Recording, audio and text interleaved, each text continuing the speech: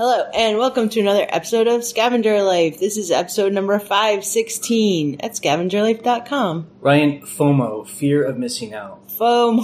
Keeping up with the Joneses. Yes. Having to buy stuff, thinking you need to keep up with everyone. These are things that are an anathema to a scavenger. That's a good vocabulary word. It is. And I feel like me personally, as a scavenger, I am in this time period where I have to be careful of that stuff. Where I feel like things are getting really hot and heavy. Things are getting expensive. I'm like, should I do this?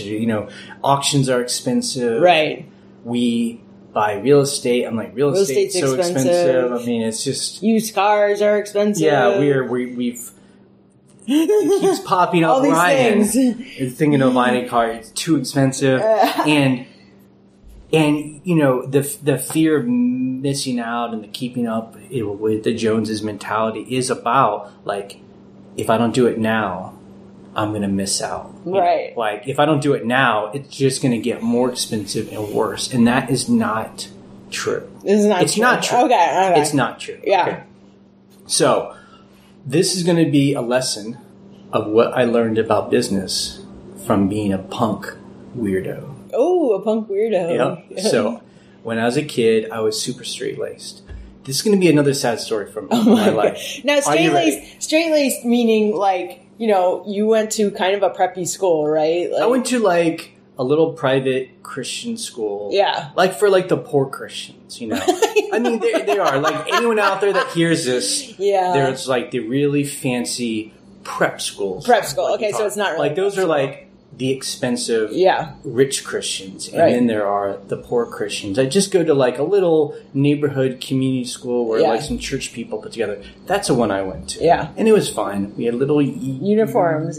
Uniforms. It was whatever. I have complicated feelings. I know you do. But then... This is a public school girl through and through. Right, so yeah. I'm Trade school. Like, look, my college... Welding. I wasn't welding, but... I'm like close. taking French and...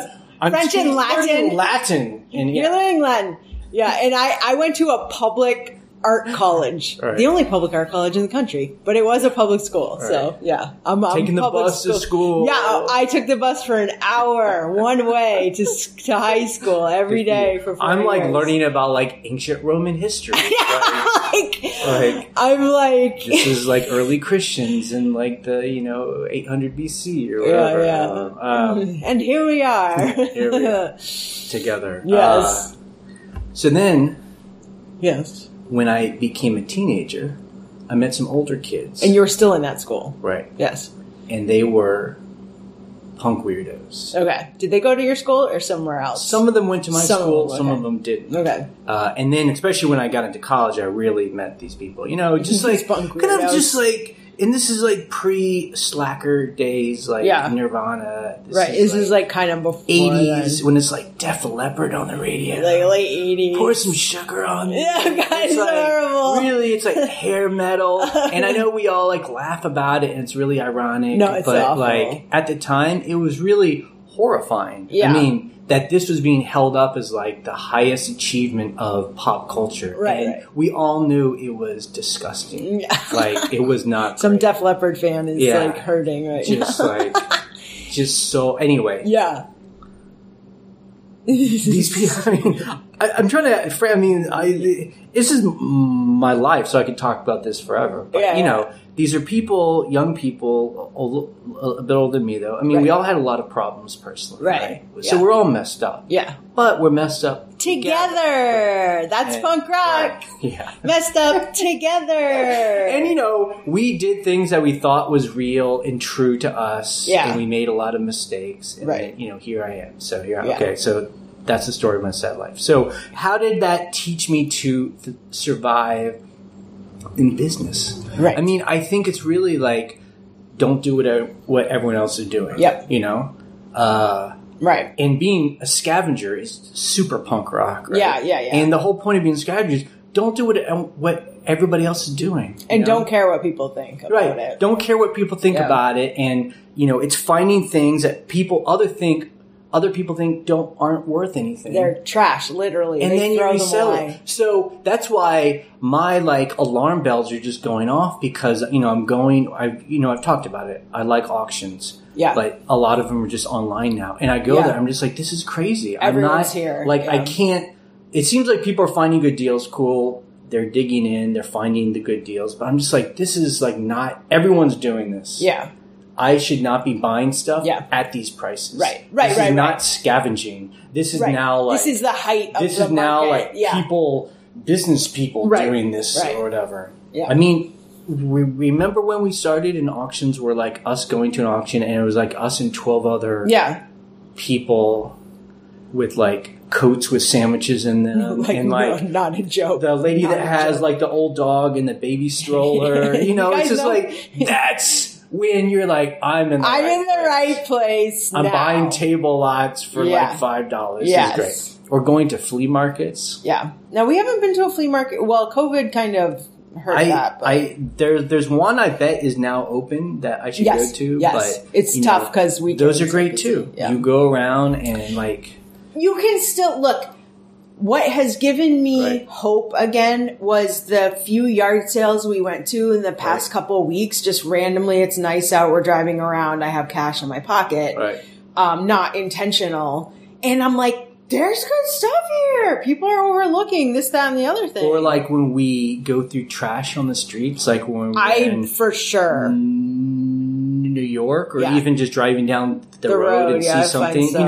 Your places where people are just not paying attention to, and that's when the best deals are. Yeah, we actually went out to eat, which is kind of a new thing for us, and we saw a nice chair in the garbage, and I immediately went and grabbed it, and I walked halfway down the block, and I was like, I bet there's a reason this is in the garbage. And I really looked closely, and there was a little crack in the chair. In the leg. And it's funny because one of our chairs at the cafe, we were at another cafe in Harrisonburg, and we were like, oh, our other chair cracks like this at our cafe, and we can't fix it. So, but it was a West Elm chair. We were like, oh, I would totally use that in a rental. I had that high. It was like, oh my God. And there's oh, this is why it's And look, that's why when Goodwill bins started, the outlets. And we were like, let's go check these out. Yeah. And that's not my thing. It felt way too competitive. It felt like a sports event. I feel like I'm competing against me. I know some people are just they're all about the Goodwill bins. And it's not, I think it's not always like that, but I think it does well for them. Yeah. But it was a level of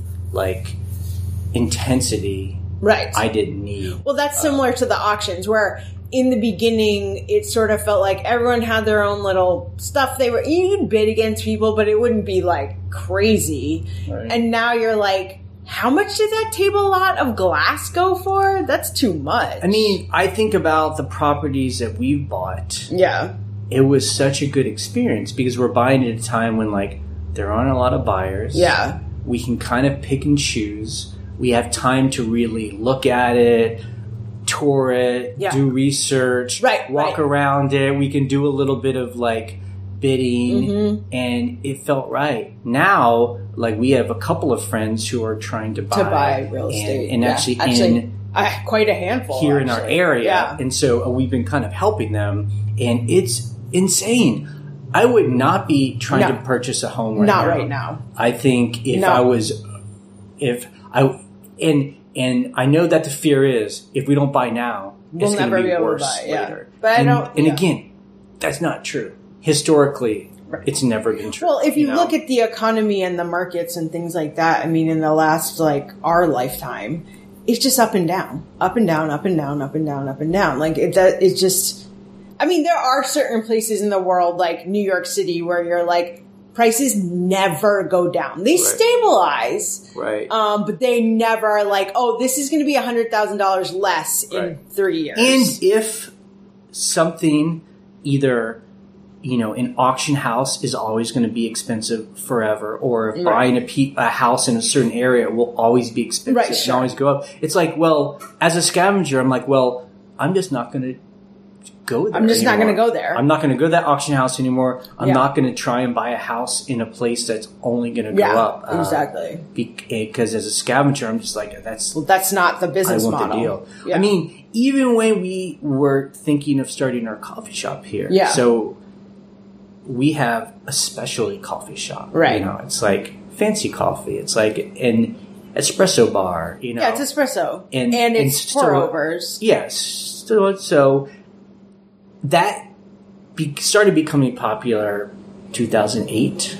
So it's been a long history of specialty coffee getting popular. I even thought maybe we're getting into this too late. Too late, yeah. The thing that made me excited, though, was, but in our little tiny town, and little tiny towns around America, especially coffee hasn't really seeped in quite as much.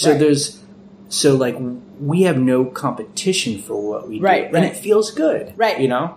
Well, look, I always have this example in the back of my mind where, you know, we lived in San Francisco when we were part of the tech world, you know, during the 2.0, whatever, 2005 plus years. And I remember Flickr was like the biggest photo sharing site. And like, you just couldn't compete with Flickr. It was like, it was it. And then I remember Instagram.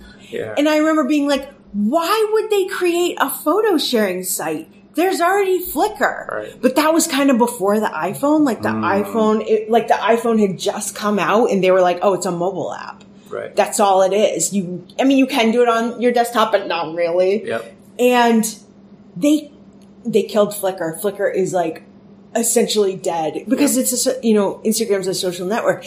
But I remember that thought of like, why would you even try? And they like flipped it where they're like, oh, they're actually better than everyone. And then Facebook bought them for like a quadrillion, million, bazillion dollars. So you're just like, oh, there always is time. Like it doesn't matter. It was only $1 billion, but just... only $1 billion. Sorry. Yeah, of course. But yeah, I mean, so my point is just like, I think in the things we do, it's just try not to get into something that's overheated because really I'm like a lazy business person, right? Yeah. I don't want to have to compete so hard just to scrape by. That's why I feel good about the choices we make because isn't that the scavenger mentality? It's like find the deals. It's like you're doing arbitrage where you find it cheap here, sell it more there. You know, go where people think is valueless. You know, if you try and compete when things are popular, you're always going to pay out the nose.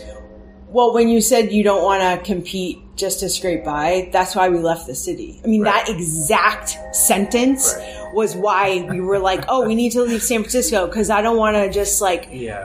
just sell my soul constantly to work to pay for rent. And I just can't do it. We knew we'd always be broke. We'd always be broke. Even doing pretty well. Even doing pretty well in a city. Yeah. So, and, you know, it's like they say in real estate, you make money when you buy. You make money not when you buy. Sell. Right. It's one of those cheesy, sayings, but it's true. Well, you kind of have to think of it like, if you pay the right price, then later it's going to be worth more. Like you just, if you overpaid for something that's not worth it, it's a weird saying. Like anytime I hear that saying, I'm like, huh? Yeah. But yeah, it's true. Yeah.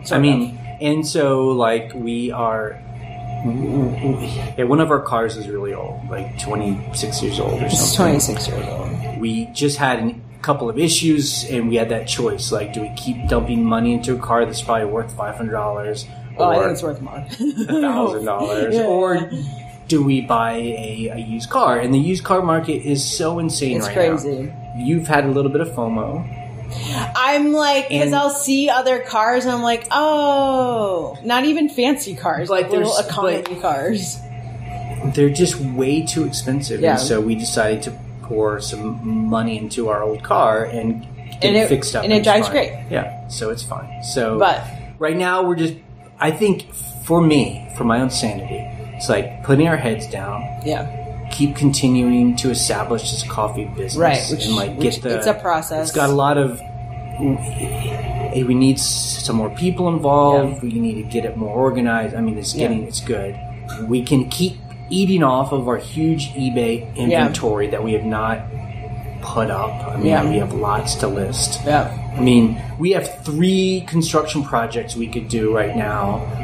That we're holding off That on. we've already bought the properties when times were good, and we're waiting for prices of materials to go down. Like, I'm not going to even look. You can't even get a contractor to come talk to you right now. It's insane. And then just to kind of watch where the deals are. Like, nothing stays the same.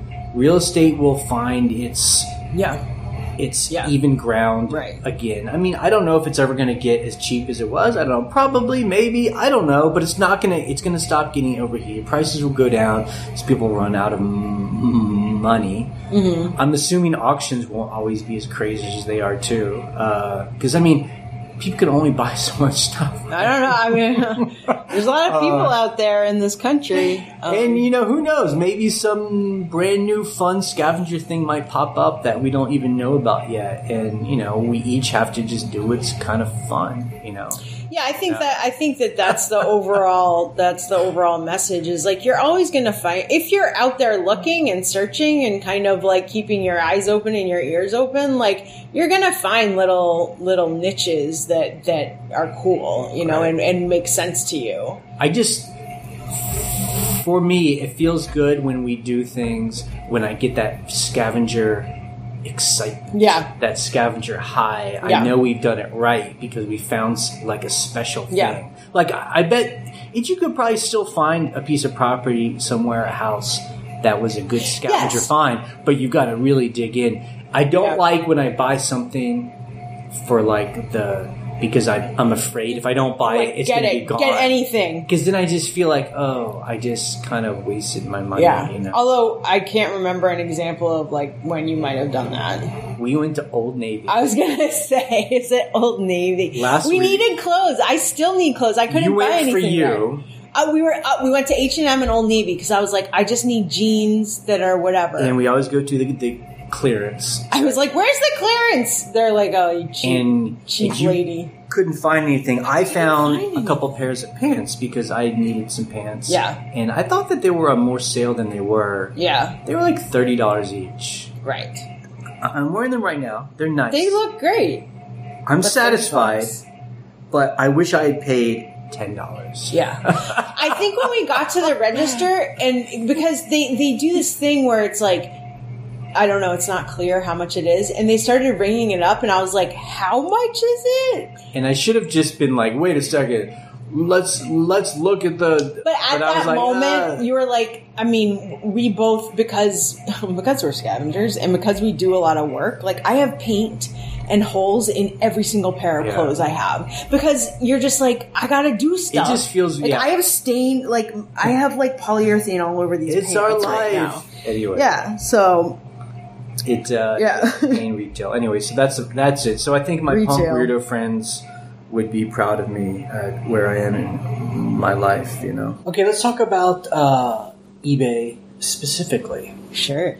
Managed payments. I just got that notice that there will be no more invoices. So all fees are taken out before profits are sent. Okay, those kind of invoices, not invoices to customers. Sorry, yeah. Got it.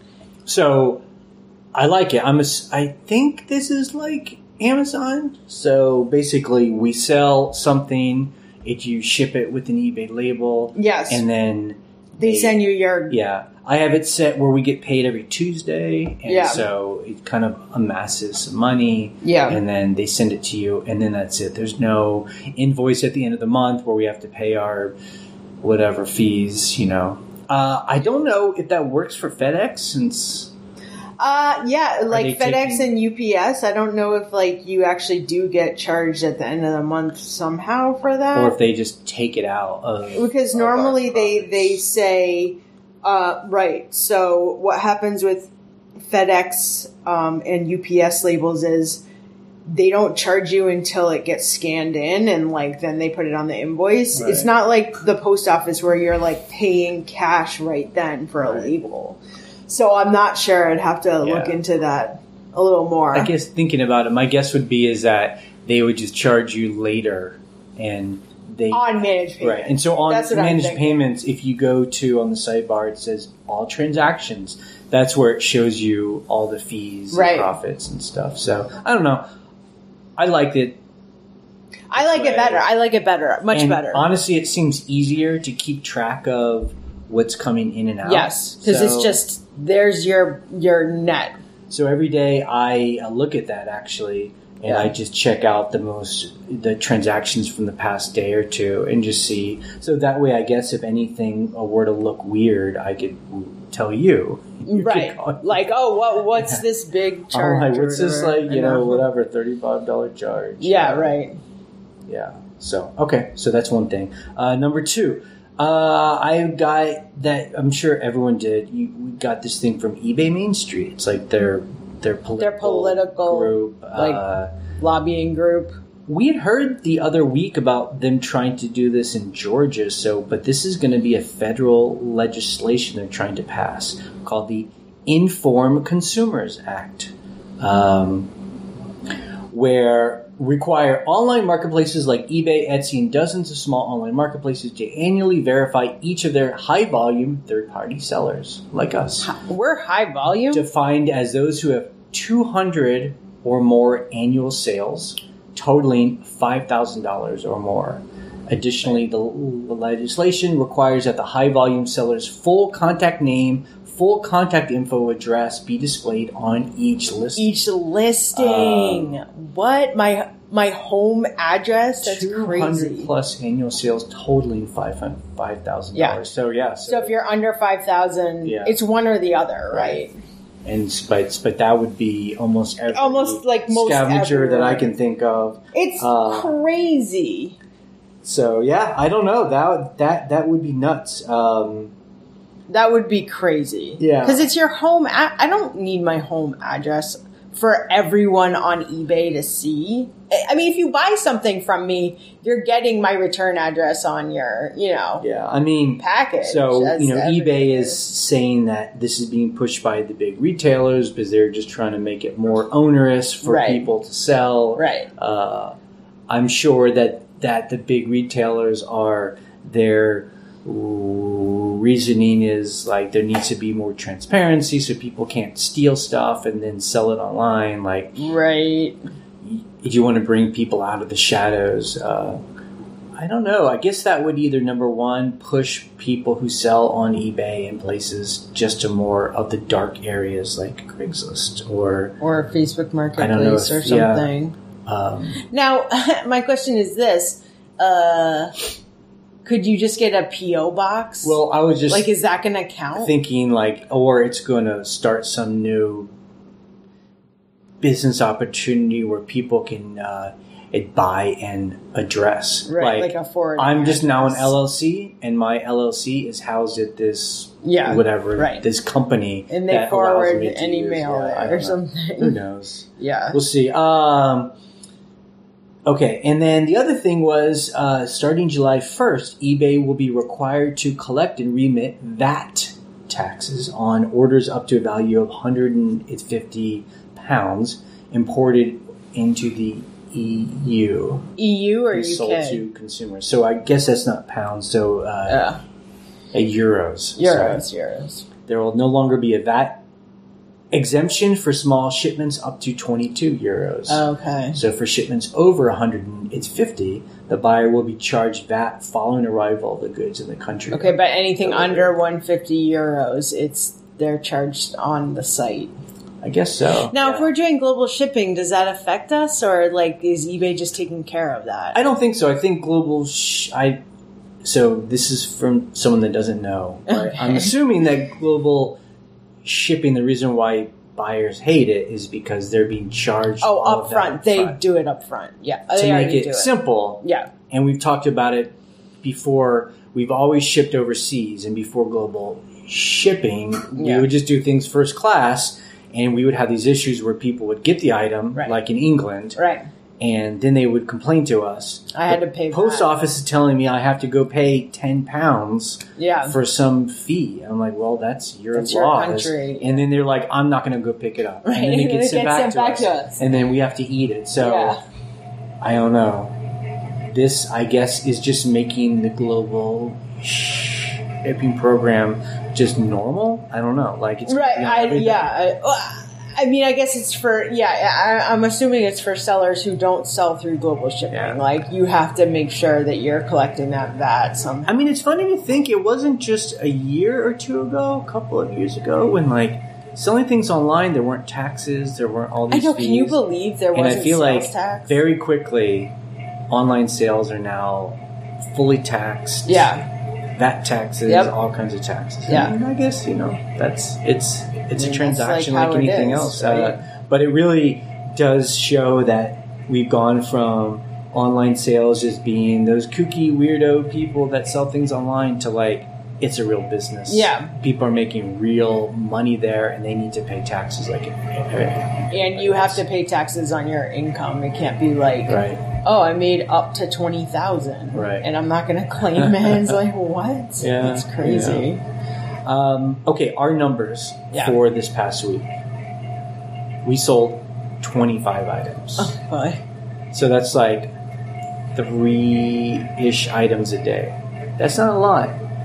You're telling me. In the summertime, we could be selling like 10 items a day. So in the summertime? That's the slow time. The regular time. non-summer time. So our gross sales were $1,172, but that's including shipping fees. That's gross. Net sales, $800. Hey, $800 ain't nothing, but we are down 54%. Yeah, I mean, like, it's just a little bit crazy. Yeah. It's interesting. Slow. In our community, people who are willing to share their numbers, it is certainly not slow for everybody. And right. This is, it's really good for me to see that it's not like slow across the board. Yeah. And I think it might be different categories. Like, I don't know. I feel there's one other seller I can think of who also sells stuff like we do. Yeah. Weird, kooky, old stuff. Yeah. He's really slow. But I wonder if people who aren't selling antique, vintage, weird stuff, if they're just selling more consumer products, if they're doing better. I don't know. I mean, it's like one of those things where you just can't control it. It's it's retail. Yep. You put stuff up and hope that people want it. Yep. But yeah, it is pretty slow. So scavenge of the week. We didn't do any scavenging. I'm trying to think if I went any. Nope, I tried. Yeah. Well, I mean, we went to Old Navy. Got fleeced by Old Navy. We have so much stuff, and we have been busy with our coffee business, so we have been floating on our large inventory. I've been listing here and there as I have a moment, which is almost never, but... Still stuff from our helper, who no longer works for us. Yeah. Kind of going through his stuff, right? Yep, I'm still going through it, so... Which is good, that's great. I would love to find another helper soon, but I don't know who that is or when that is. We'll find him. I think it's going to be a couple months. Yeah. I think it's going to be... I think so. I have my eyes out. Good. Customer issues? Really none. Just a couple canceled. I've had a couple people buy something, pay for it, and then immediately ask to cancel it. And they're just, whatever, no reason. One guy was like, oh, I got a better price on Amazon. Yep. Like, why were you even searching for this on eBay? Yeah. I don't know. That's just annoying. That's retail. That's what it is. Okay, let's go to calls or questions that people sent in this week. Okay, you can email us an audio file from your phone. Our email is thescavengerlife@gmail.com. Or you can call our voicemail. The phone number is 540-407-8486. Hi, Jay and Ryan. I sell old books and paper collectibles as Bookorama, and I'm slugging my way through eBay's new chore called Item Specifics Required Soon. The end result is going to be better search engine exposure, but in the meantime, it is a lot of extra work. In my case, I don't see any way to automate. I've been dipping into my description fields, copying and pasting back into item specifics with the same information that's already there. There's no AI help from eBay here. I feel bad for the booksellers who've got thousands of titles. I only have 500, and it's taken, 2 or 3 full work days, at least so far, and I'm not even done yet. If anybody knows of automation processes for this, I'm sure many sellers would like to hear about it sooner rather than later. Bye. I think I said this last week, this whole like item specifics required soon. I'm just like, I think there is, from what I understand, there is no automation or like, I don't know if there's a way to do it in the bulk editor, but I think the problem is, like, for example, say you have a bunch of t-shirts and they're all different brands. So you're like, I can't be like, add this information because it's different for every listing. So is it where the information's already in there, but they want it in a different place? It just depends. Okay. Like for clothing, there was this whole most ridiculous item specific that's required called department. Is it the men's department or the women's department? And you're like, it's in the men's clothing category. Why wouldn't this be auto-filled? It's so annoying. I'm like, are you serious? So stuff like that where it just doesn't make any sense. So some of that information is there and sometimes like it's not there. So I actually like have been avoiding looking at this because I just don't want to even think about it or deal with it, but I need to. You know, it just takes so I don't know much time. what happens to like someone that sells books that has like 15,000 books. Like I have no idea. That is crazy. Yeah, and like we have a little under 8,000 items. I mean, does every 8,000 items? No, it depends on the category. Okay. So it might not be everything, but apparently for books and paper goods, like he's saying, he has certain things that need to be filled in. Yeah.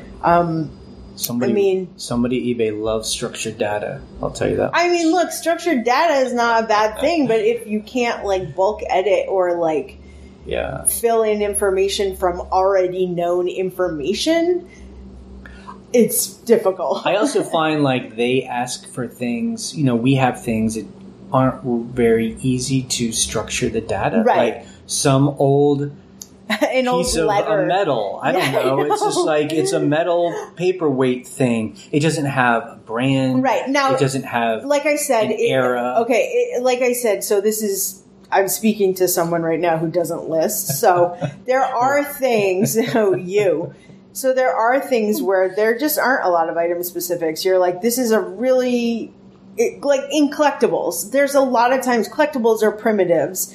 You know, they'll have a couple things here and there, but they're just like, if you have an item specific, you can add it, you know. But for now, it's just like 3 or 4 things. Clothing, forget it. Like there are so many item specifics. I just glaze over and I'm just like brand, size, color, whatever extra else things I might need. But other than that, I'm just like, there's just too much information. Someone at eBay is trying to really make sure their paycheck is worth it. They're like coming up with all of this. Now, I like, in a way, I get it, because when I'm shopping for things, like either on Amazon, I forget what I was shopping for the other day on Amazon. It was something for one of our rentals or the coffee shop. And there was a piece of structured data that I needed, like basically an item specific, that I was like, oh, I need to check this thing because that would like eliminate a bunch of other things here. And it wasn't available on the sidebar. I'm like, really? It's like not available, and that's like one of the things that I would be looking for. So I don't know the answer. Hello, this is Bruce from Michigan. Got a question to ask you. I've listened to all your podcasts on the iHeartRadio channel, and I think I might have either missed it or you haven't talked about it. I listen to you on my hour-long drive to work every day and on my hour-long drive home. I was wondering about tax deductions. What do you guys, if you don't mind, what deductions do you use? I know there's several that are available, but I'm not sure, if it's right. Which one's the right ones for eBayers to use? Anyway, I love your guys' show. Listen to it every week. Now that I can't listen to it every day, I do listen to it every day actually, but listen to your new ones every week. And thank you very much. Bye-bye. Yeah, I mean, this is a good question. Like when you start becoming a seller, where it's not just like you're selling some things out of your closet, where you're making thousands of dollars. Right. It's all about deductions, and it's not really like that. It's mysterious. Yeah. It's just really about keeping track of it. So number one, mileage. That's a big mileage. So if you drive for your business in any sense, go to a thrift store. You can write that off. Yeah. And it's like 50 cents a mile? Or I mean, it's generally... It changes every year, but it's 50 cents a mile. Right. Number two, the cost of goods. Cost of goods. If the you're purchase going price to of an item. Goodwill or an auction, you can write that stuff off. Now, people are like, well, if I bought a table lot of glassware, how do I write off, well... You figure that. Figure out what makes sense. We've talked to our accountant, and it's really about just having some kind of logic. So if someone were to ask you, like from the IRS, they could see if you've at least tried to put some kind of logic. Some kind of documentation. But, I mean, honestly, it's for us, cost of goods are so cheap. Like, it's so really not that big of a deal. The other thing is postage. Postage, so, you write off postage. That's a big one. And, Yep. everything that you send, even though someone paid me $10 to ship an item. Well... And also, I mean, this is weird because now eBay's kind of taking that out before they give you your profit. I'll have to see what the 1099 looks like when they give us a 1099 at the end of the year. Because are they just like, we didn't give you any money for postage, really? Like we just it was gave like a pass through. Yeah, it's like a pass through. It's like with tax, like sales tax. So I don't know how that's going to work this year. But in the past, PayPal would be like, you made all this money. And I'm like, a big chunk of that was you giving me money to buy postage, which here's, my postage. So those are the three big deductions. Yeah.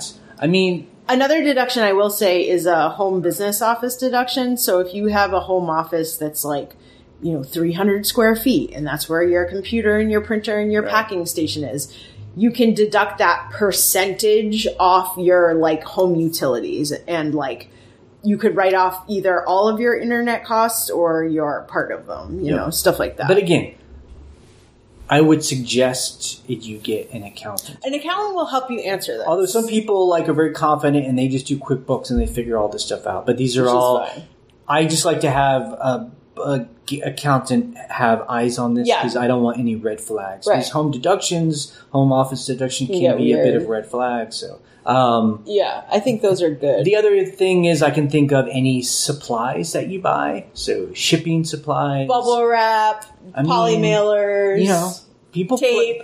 People play this game. If you buy a new computer for your eBay business, people write that off. Yeah. If you buy a camera, you write that off. You know? I mean, again, these are things if you can do. Use your phone, I mean, I don't know if you partially write that off or you write the whole thing off. That would be a question for an accountant. Yeah. So, our phones are so cheap, I'm just like, whatever. On eBay, But, stuff like that are good deductions. But again, I find it very, very helpful to have an accountant to help you work through what deductions make sense for an eBay seller, an online seller, because you're not going to be able to deduct all your mileage because sometimes you go to the grocery store and sometimes you visit your friends, whatever.